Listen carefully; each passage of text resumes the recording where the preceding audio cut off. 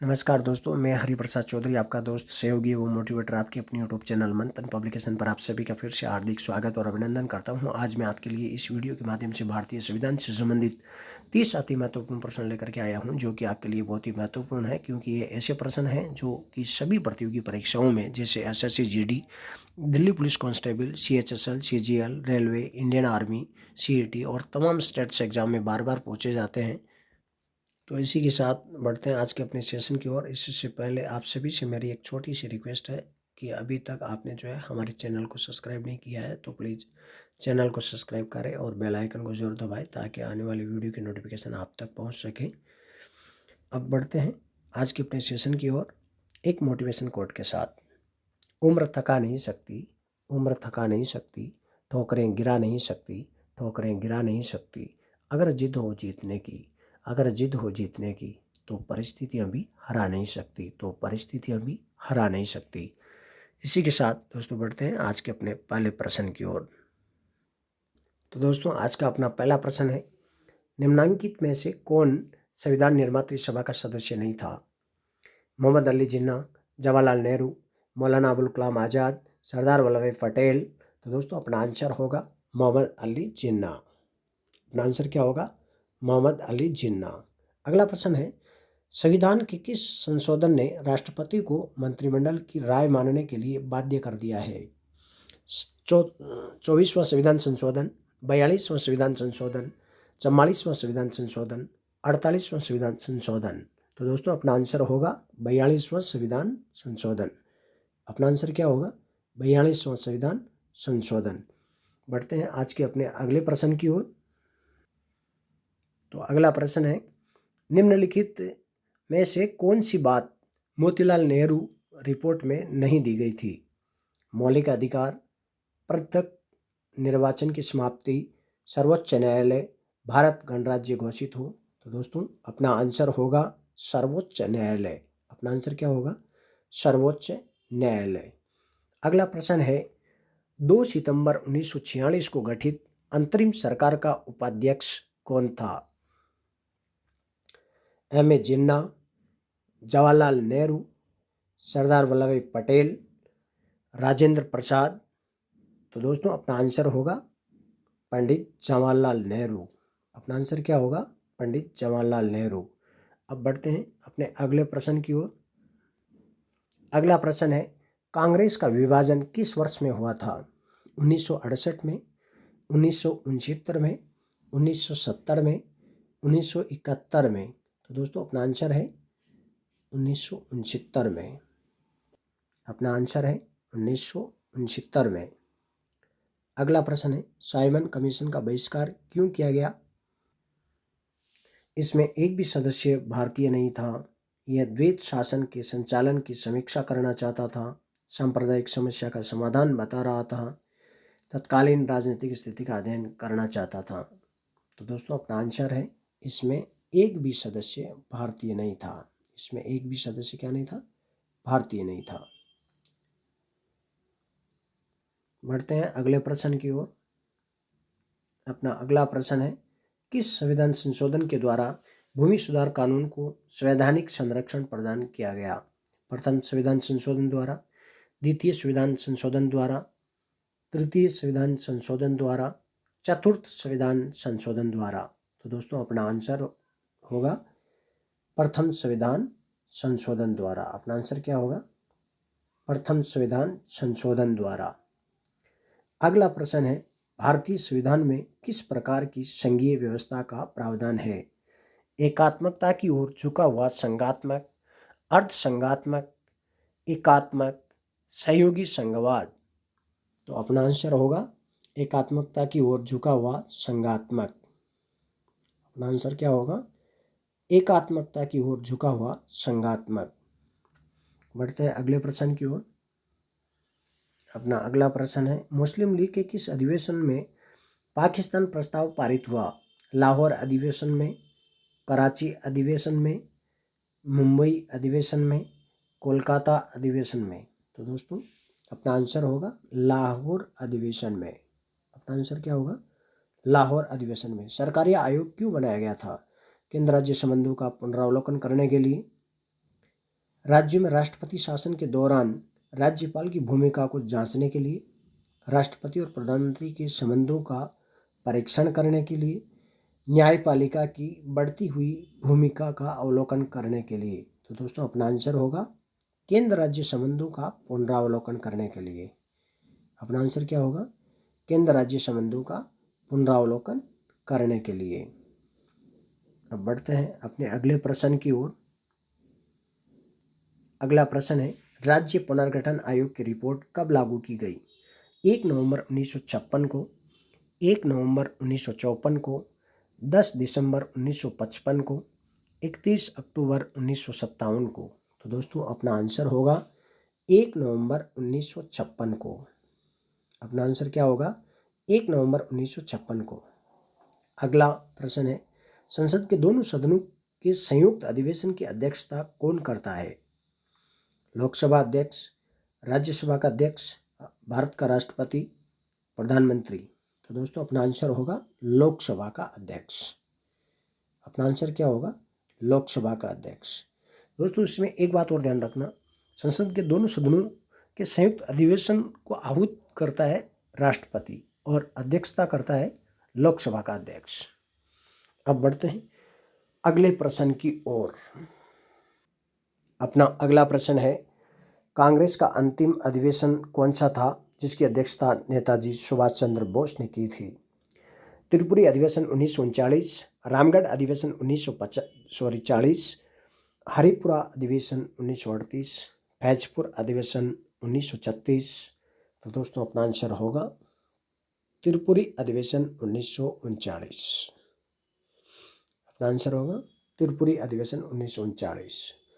निम्नांकित में से कौन सा संविधान संशोधन पंचायती राज संस्थाओं को सशक्त बनाता है?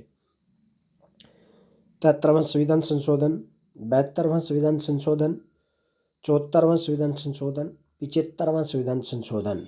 तो दोस्तों अपना आंसर होगा 73वां संविधान संशोधन। अपना आंसर क्या होगा?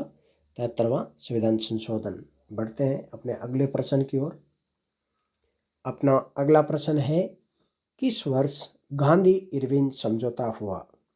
1931 में, 1930 में, 1932 में, 1933 में। तो दोस्तों अपना आंसर होगा 1931। अपना आंसर क्या होगा? 1931। अगला प्रश्न है, निम्नांकित में से कौन सा अब नागरिकों का मौलिक अधिकार नहीं है? संपत्ति का अधिकार, जीवन का अधिकार, समानता का अधिकार, स्वतंत्रता का अधिकार। तो दोस्तों अपना आंसर होगा संपत्ति का अधिकार। अपना आंसर क्या होगा? संपत्ति का अधिकार।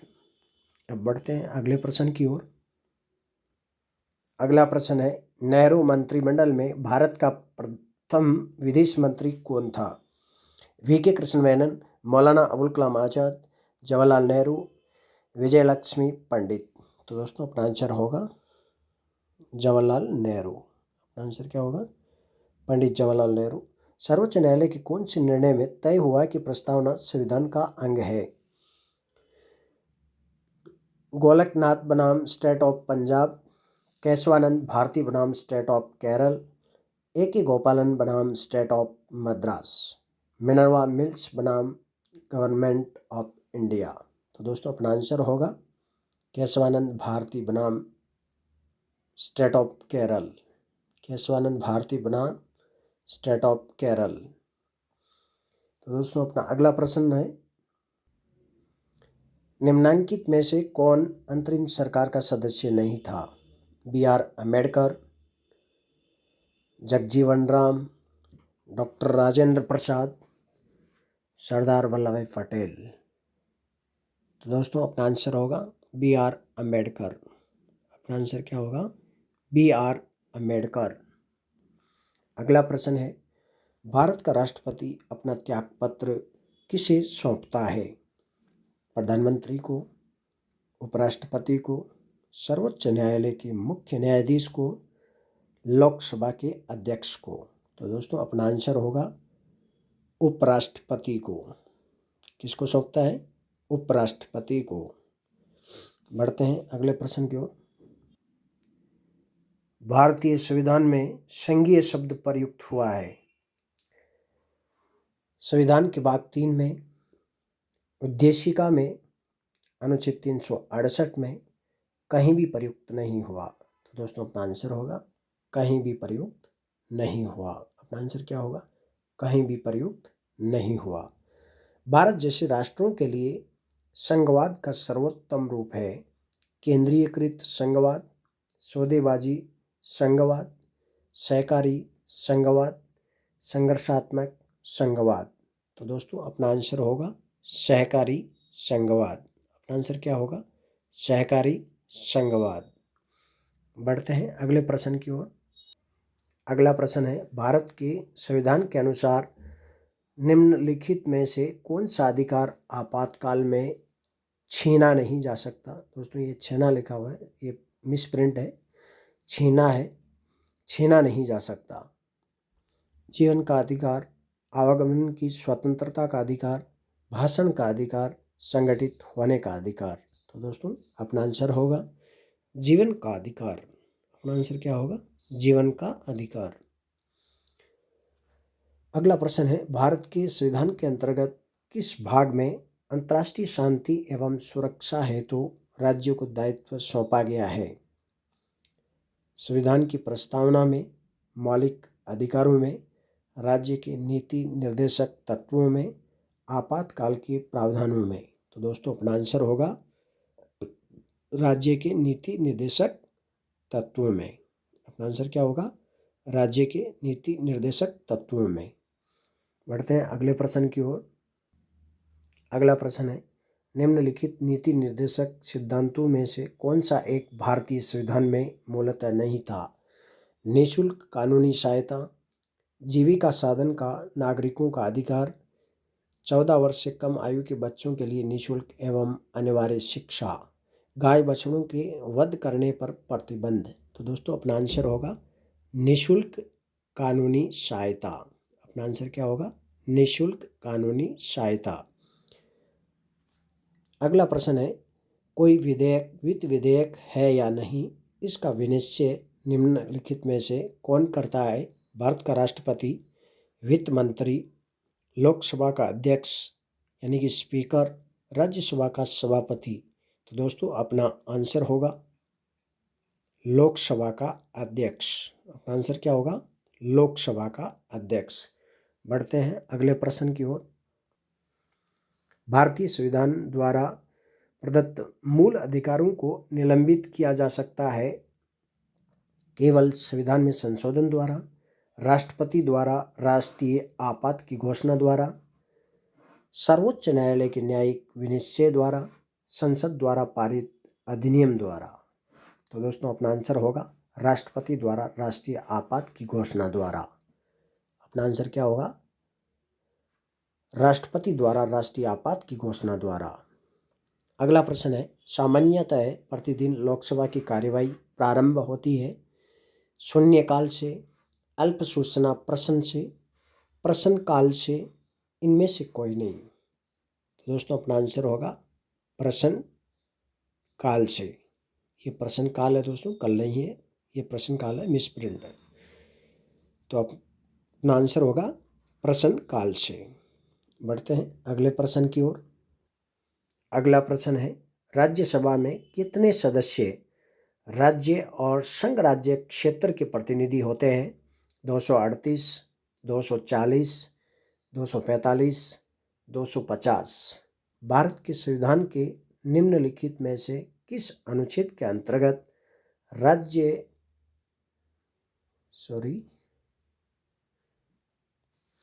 तो दोस्तों इसमें अपना आंसर होगा अनुच्छेद 238।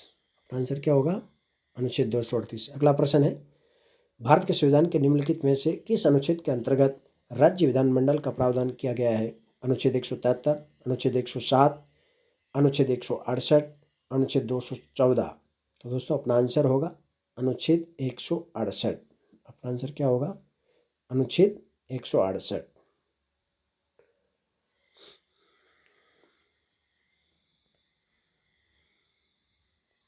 बढ़ते हैं अगले प्रश्न की ओर। सॉरी, ये सेशन बस इतना ही। वीडियो देखने के लिए आप सभी का बहुत बहुत धन्यवाद।